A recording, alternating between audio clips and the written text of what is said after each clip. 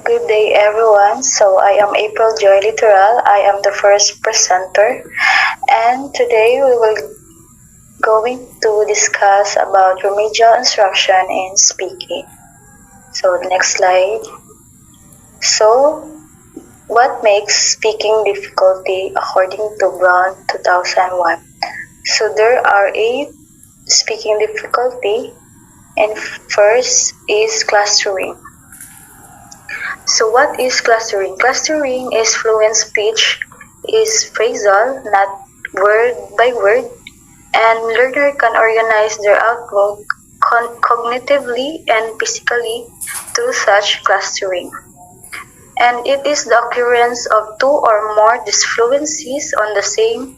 For example, the word stop. This word contains a consonant cluster st. In this case of cluster reduction, a child must simplify the cluster by omitting the one of the consonant, which is st. That result to simplify to pronounce top.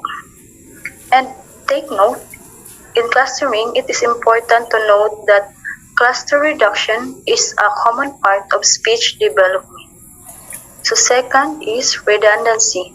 Redundancy happens when the repetition of a word or idea does not add anything to the previous usage. It is restates what has already been said, and it takes up space and gets in the way without adding meaning. Redundancy is when we use 2 or more words together that mean the same thing. For example, the word adequate, enough, and it is redundant because a modifier's meaning is contained the word it modifies, which is adequate. Next is reduced form. So reduced form are words that are not written in English but are frequently used by native speakers. It is important to be able to recognize the reduced forms so that we can understand spoken English and sound more natural when you speak. For example, the phrase I don't know. It became I don't know, and it seems the phrase became shorter, and the other example is because, and it replaced cause. And the next one is performance variable. Performance variable is the process of thinking. As you speak, it allows you to manifest a certain number of performance. Performance variable, it becomes hesitations, pauses, and backtrackings, and those corrections are performance variable. So to continue the remaining parts of speaking difficulty, I am now giving the floor to the next reporter. Okay, thank you, Miss April Joy. To continue, good day. My name is Julian Serpa, and I am the next reporter. And what makes speaking difficult? Number 5, which is the colloquial language. When we say colloquial language, it refers to informal, everyday language used in ordinary conversation, rather than informal writing or speech. It includes slang, idiomatic expression, and regional dialects.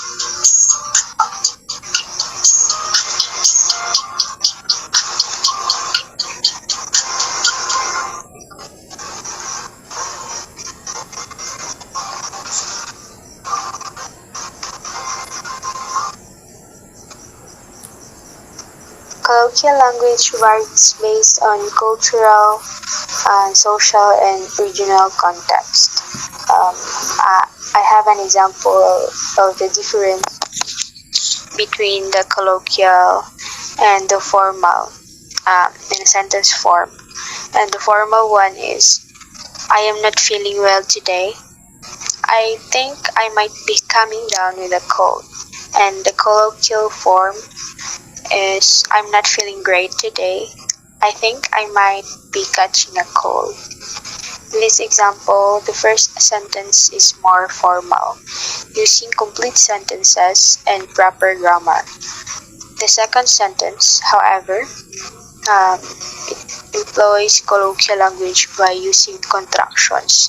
I'm for I am, and a more informal tone.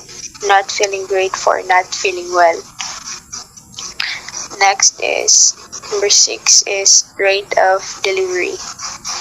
We say the rate of delivery in speech refers to the speed at which someone speaks. It's the pace or tempo of speech which can greatly impact comprehension. Speaking too fast might lead to difficulties in understanding, while speaking too slowly might cause boredom or impatience in listeners. These examples represents a fast rate of delivery, where the words are spoken quickly and merged together, making it challenging for the listener to catch each word distinctly. For instance, you have speaking difficulties and you're most likely performing a rap when you're speaking, or being slow speaker and you're having a hard time to express your thoughts. And number 7 is the rhythm and intonation. When you say stress, refers to the emphasis placed on certain words or syllables within the sentence. It involves making specific parts of a word or sentence louder, longer, or higher pitched to convey significance or importance. For example, the word I love this book. The word love in the sentence in I love this book is emphasizing the feeling, and the book is emphasizing the particular book,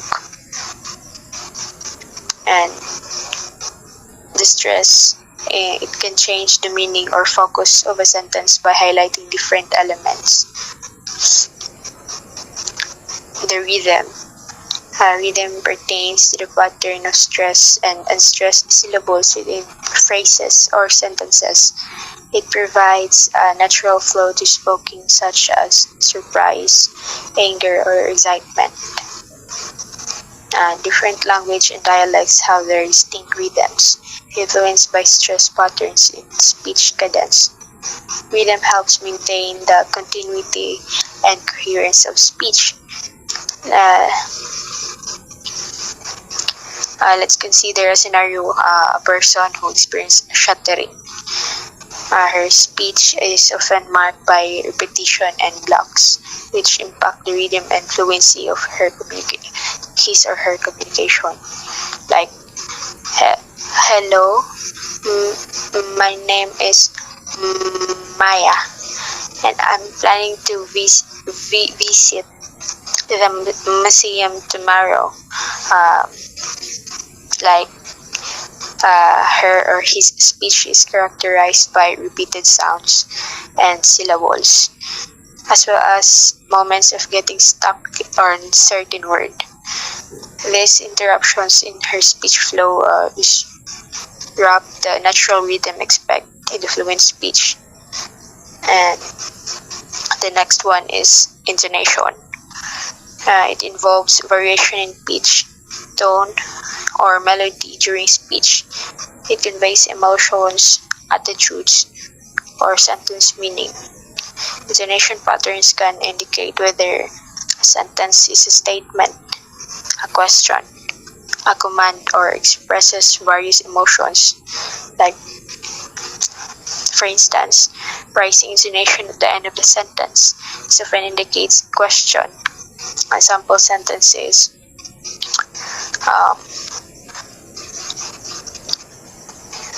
how was your day? And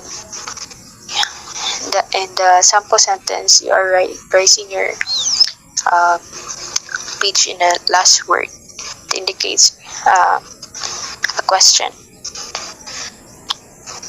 Intonation can significantly impact the overall meaning and intention behind the spoken words. And the last one is the interaction. Interaction is a spoken communication refers to the dynamic exchange between speakers and listeners. Interacting with individuals experiencing speaking difficulties can present challenges due to various factors, including communication barriers, speech impediments such as stuttering, or can create obstacles in understanding, like repetition of words.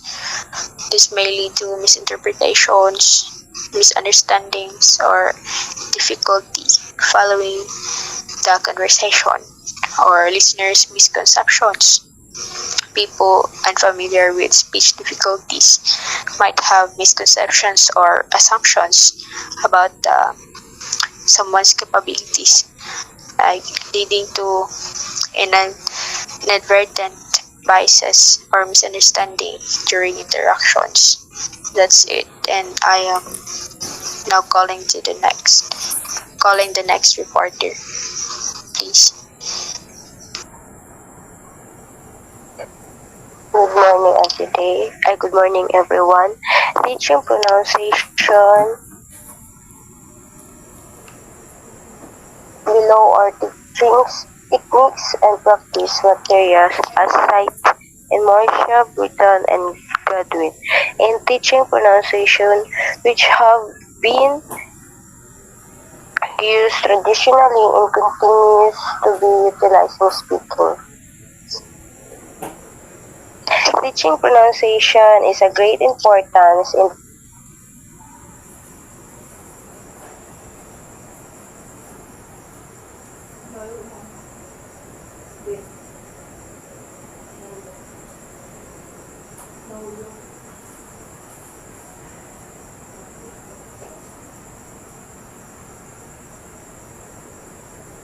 the developing of pupils' listening and speaking habit and skill. Images. These are combined with kinetics image resulting in inner speech. So teaching students how to use their mouth, tongue, throat, and voice to help them produce the sounds of English.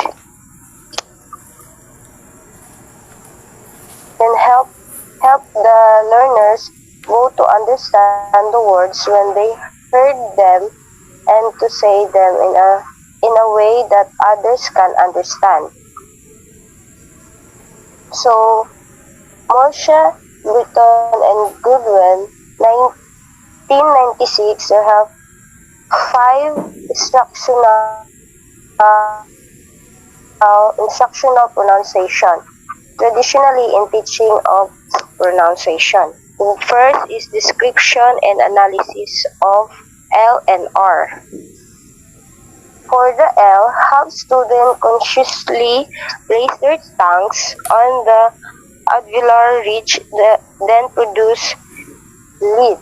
Then for the R, have students begin by saying with a relaxed mouth and jaw. While saying they should first roll their tongue up and back, then unroll it as they say. Then the second is listening description of L and R. So the teacher give the listening activities include minimal pair or contextual minimal pair of description exercise. For example, crowd, cloud, rise, lies, rate, late, deal, dear, elect, and erect. Then the third is control practice. In control activities, the teacher and the learner's attention should be focused almost completely on form. Like for example, the teacher give into pairs, take your rules and have a conversation. Once finished, switch rules. Like for example, where is the brown road? Here. Tapos, which road is on the left? The blue one. Yan. Then the fourth instructional is guide practice. The teacher will give guided activities. The learner's attention is no longer entirely on form. The learner how begins to focus on meaning and communicative intent as well as pronunciation. Teachers need to develop a continuum of bridging activities which shift attention gradually to a new cognitive task while the learner attempts to maintain control of the pronunciation target. For this example, the teacher will give into pairs, tapos each member of the pair has a different calendars. Then every calendars will fill in the missing information by asking each other questions about the blank. So, for example, what are Elizabeth Taylor's plans on April 4th? Is she busy on the 16th? What is she doing on April 23? Then the last is communicative practice. In this stage, activities strike a balance between form and meaning. Example, the students include the role-playing, debates, interviews, and drama. For example, students are provided with a context and keywords that contain the target sounds and they create a story using the words and the context. Then the teacher will give the direction and get into small groups for 3 or 4. Each group choose 8 words from list below. Create a story using the words in any order. As each group tells its story, the students in the group listen and check off which words on the list were used. They also check whether these words were pronounced correctly and whether they make sense within the context of the story. Like for example, right, wrong, rude, rape, read, arrive, private, correct, and Irene. Then the L is light, long, load, late, lead, least, alive, pilot, collect, and Eileen. This is the 5-stage pronunciation instruction that usually use of Moisha, Britton, and Goodwin. So the listen and imitate is learners listen to a model provided by the teacher and the repeat or imitate. So the listening is the most important communication skill. We properly spend more time using our listening skills than any other kind of skills like listening takes practice. Real listening is an active process and listening requires attention. So they can pronounce well if they aren't able to notice the key features of pronunciation. So the teacher will give games, activities such as minimal pairs which focus on the difference between similar words. For example, play versus pray, sheep versus sheep, or teen versus teen.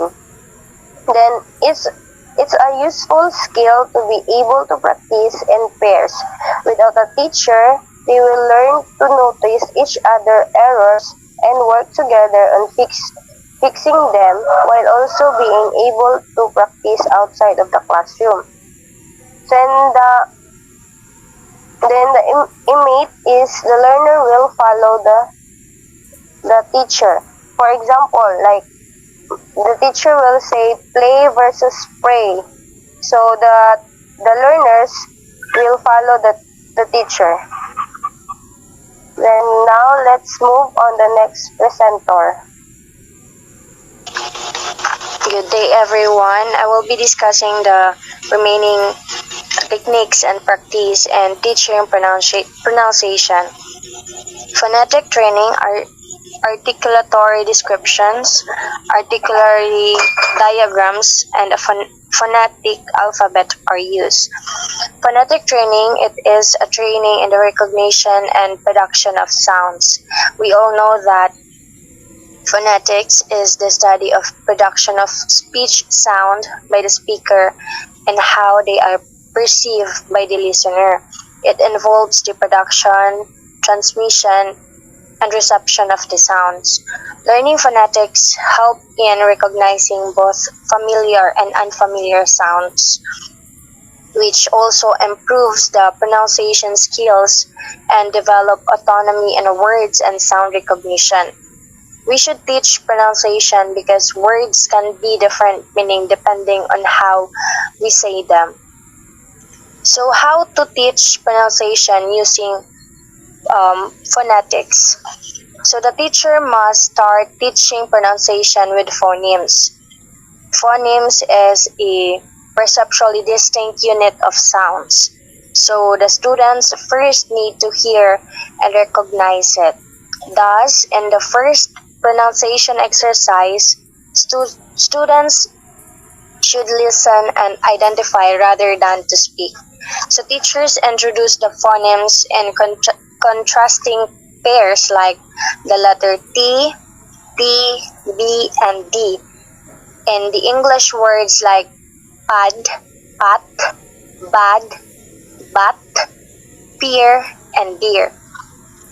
Next is the teachers will repeat the phonemes in words and isolation and ask the students to identify them. And lastly, a teacher can also show or draw a pronunciation diagrams for each sound, showing the placement of the tongue and lips. So the next strategies or the techniques and practice in teaching pronunciation is the minimal pair drills. These provide practice on problematic sounds in the target language through listening discrimination and spoken practice. Drills begin with word level, then move to sentence level. It is a technique for investigating the existence of phonemes by comparing two or more forms of speech sounds in the environment. Minimal pair drills are one of the methods advocated by some linguists to help the students with their English pronunciation. With the use of this technique, students will be able to recognize and compare the sounds that different makes. In other words, it is two words that sound very similar, although they differ with only one sound, but each words has different meaning. So I have here some example, the word ramp and lump. The different phonological elements are the letter R and L. So these words can be sound very similar, but these words have a different meaning. The ramp, which means the sloping surface joining two different levels, while the lamp is a device for giving light. So another example is the word soil, and boil. They they have different. I mean, they have the same, very similar sound, but they have different meanings. So the word in the word soil and boil, the phonological sound are S and B. They have different meaning, right? The soil is the upper layer of the earth, while the boil is the temperature at which liquid bubbles. Next slide, please. The next technique I will be discussing is the contextualized minimal pairs. The teacher establishes the setting or context, then key vocabulary is presented. Students provide meaningful response to sentence stem. Contextualized minimal pairs is a contextual design sentence in order to practice the students on how to differentiate sounds in a sentence. It is one of the oldest technique in pronunciation instruction to teach the students to distinguish between specifically targeted sounds, stress patterns, or intonation patterns through sounds. Like for example, in through sounds, the sentence would be, this pen leaks. And the other sentence is, this pan leaks. So the possible response in the first sentence that I that I gave is, then don't write with it. And the second response of the second sentence I gave is, then don't cook with it. So there are similar sounds, right? The word pen and pan. So if you mispronounce it, it will result to a misconception, right? It will result to curiosity to the listener. Next is through stress. Like I have here some example. Is it elementary? It is elementary. So the So visual aid is typically used to help a student understand and remember information and presentation. So visual aid in speaking is a tool or object that is used to enhance or support the speaker message during presentation or speech. So visual aids can be very effective in helping a speaker to communicate their message more clearly and engage with me. So visual aid can help to illustrate complex idea, emphasize key points,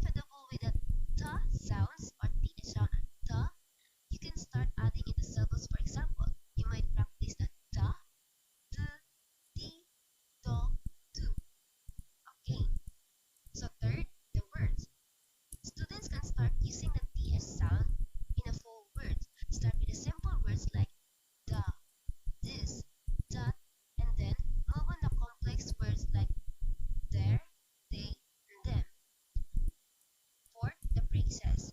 Now the students can start using the TH sound in the phrase, for example, the cat. This is fun. That's great. They are here. Lastly, the sentence. Finally, the students can practice using the TH sound in a full sentence. For example, the cat is on the mat. This is the best day ever. That's a great idea. They are going to the park. That's it. Next reporter.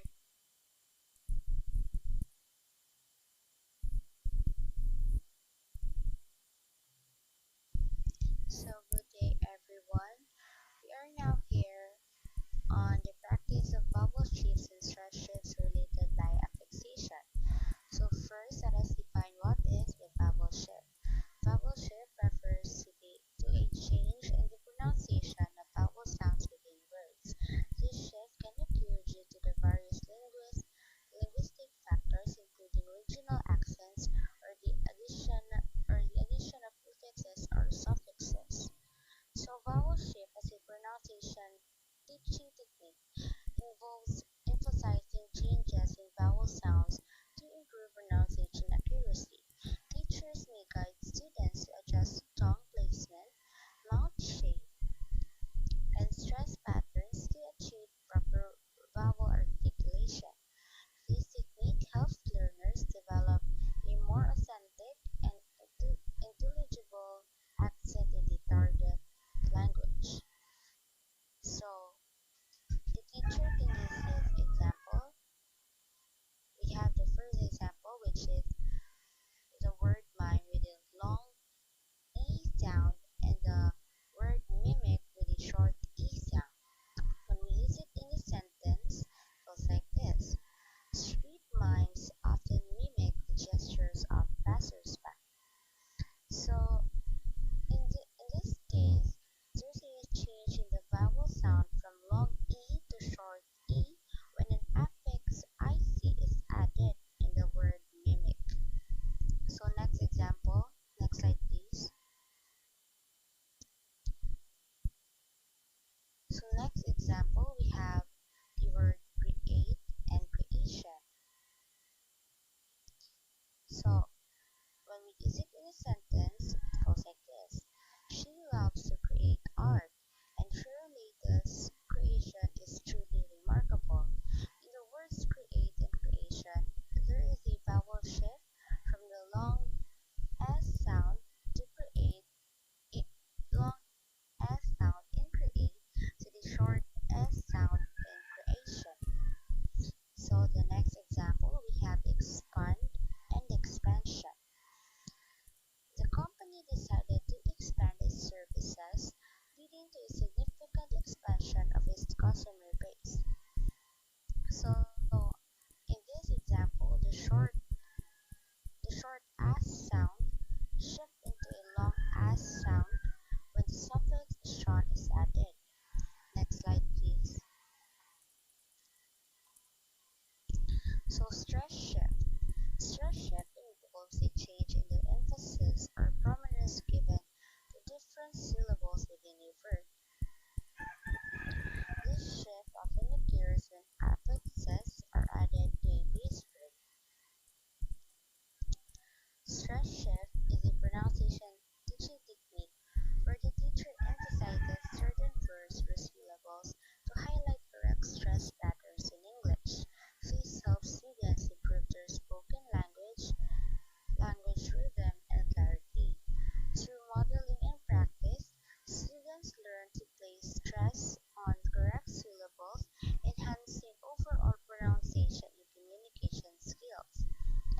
For example, we have the word pho- photograph, and photography.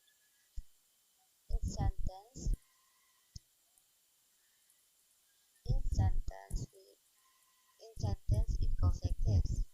I can tell from these photographs that you are very good at photography. The stress pattern on the syllables changes when affixes are added. In this case, moving from the first syllable to the second syllable.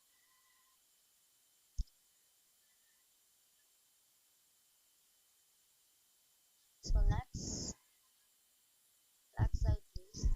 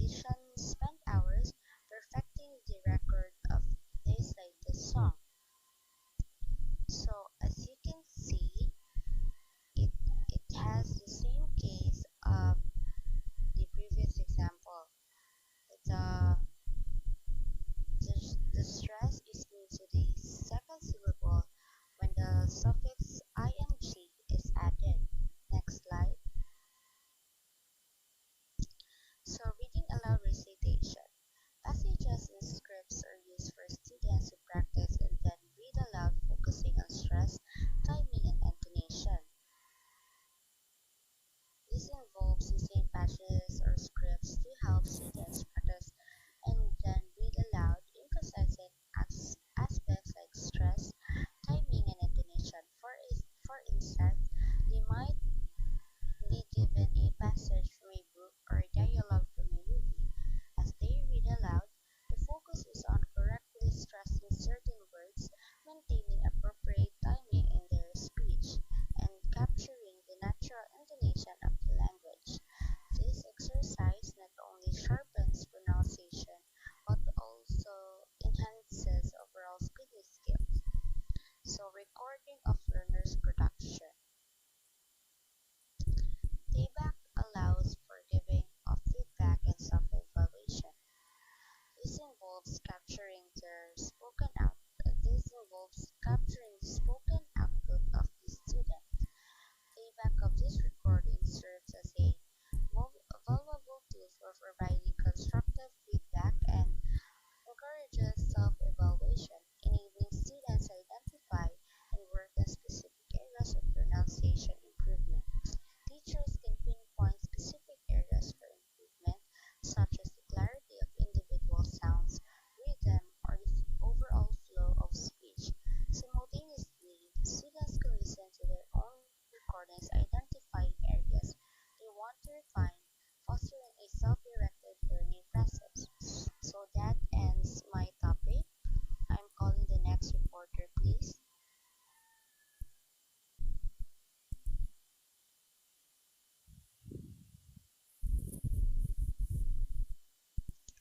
Okay, for the continuation of our topic, the use of accuracy-based activities. Accuracy precedes fluency. Form-focused activities prepare students for communicative tasks. These activities have a high degree of control and focuses on specific language components. Accuracy precedes fluency. Accuracy comes before the fluency, and fluency refers to a system that provides information immediately and expertly. This activity will support learners on delivering content in a proper and accurate manner. While the form focus activities prepare students for communicative tasks, it also strengthens and improves a learner's conversational ability and communicative skills. These activities are highly structured and focus on a particular linguistic or language components. According to Hedge, there are four actions that outline how to make accuracy-based activities meaningfully. So first, contextualize practice. This aims to establish the link between form and function. The activity should highlight the situation where the form is commonly used. Contextualize practice. It aims to establish the link between form and function in which a learner must know the meaning of the specific word and then he must know how the function and the use of the word. For example, in the role playing. In the role playing, the students pay more attention and encourage them to focus on the meaning of language and use it creatively and increases their motivation, interest, and participation. So for the next report, Mr. Tuan. So, to continue our report, allow me to introduce myself. By the way, I am Raymer Tuan. So, without further ado, let's talk about personalizing language under the use of accuracy-based activities. So, personalizing language. Next slide, please. So, personalized practice encourages learning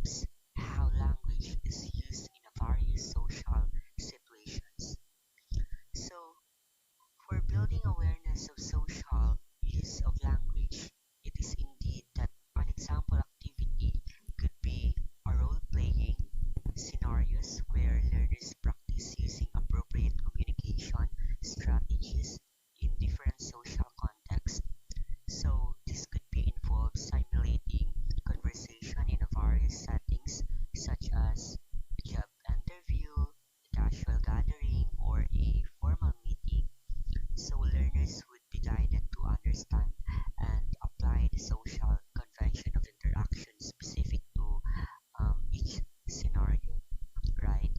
So to let's move on to building confidence. So the key is to concrete a positive climate in classroom where learners are encouraged to take risks and engage in activities. So building confidence, what comes in your mind ba? So it is crucial, di ba, that in language learning, creating a positive classroom environment where learners feel encouraged to take risks and participate in activities is key. So when learners feel supported and motivated, they are more likely to engage activities in language practice and develop their skills effectively, right? So, to build confidence, an example activity could be a group presentation or a public speaking exercise where learners could be given the opportunity to prepare and deliver a presentation on a topic of their choice, allowing them to showcase their knowledge and skills in front of their peers. So the classroom environment should be supportive and encouraging, providing constructive feedback and celebrating each learner's effort and achievements.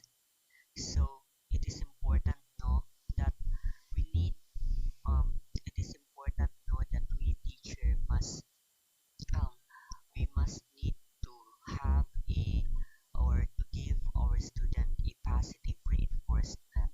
So that would be my part. May I call on the next reporter?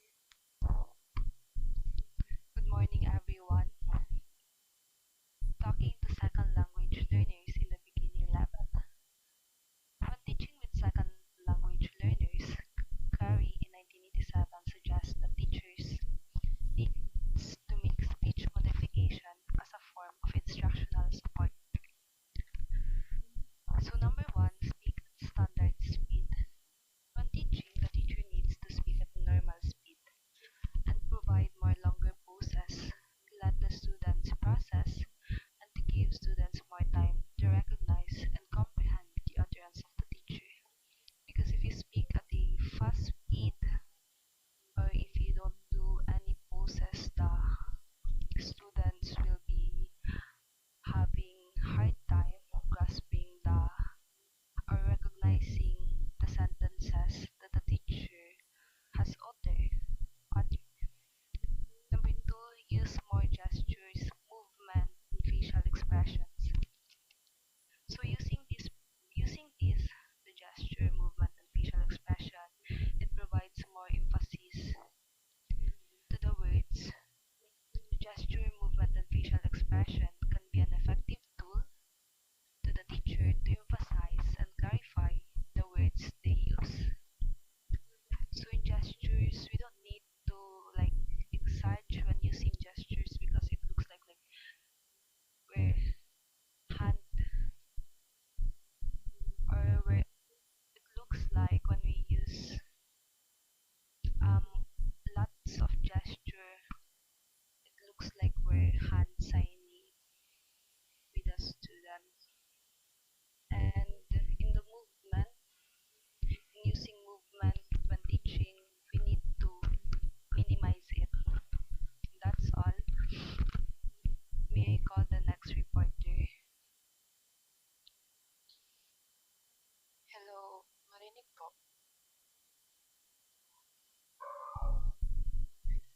Hello. Yes po. So to continue, we have here number three. Be careful with fused forms. Language compressions or reduces forms can be difficult for learners. Use these forms without overusing or eliminating them altogether. So, so be careful with fused forms. Refer to language constructions for words are combined or compressed.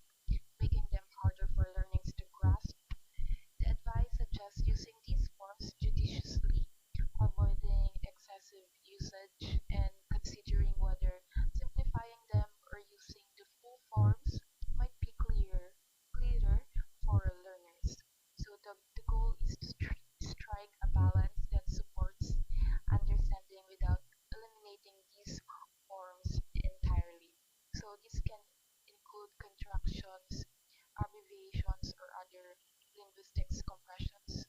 For example, can, the contraction of cannot, or I'm, the contraction of I am, are fuse forms. So, overusing fuse forms can lead to a loss of clarity, especially if the audience is not familiar with the specific contractions or abbreviations being used. So, in formal writing or certain contexts, excessive use of fuse forms might be considered less formal. So, it's important to strike a balance depending on the communication context. So, we have here number four, use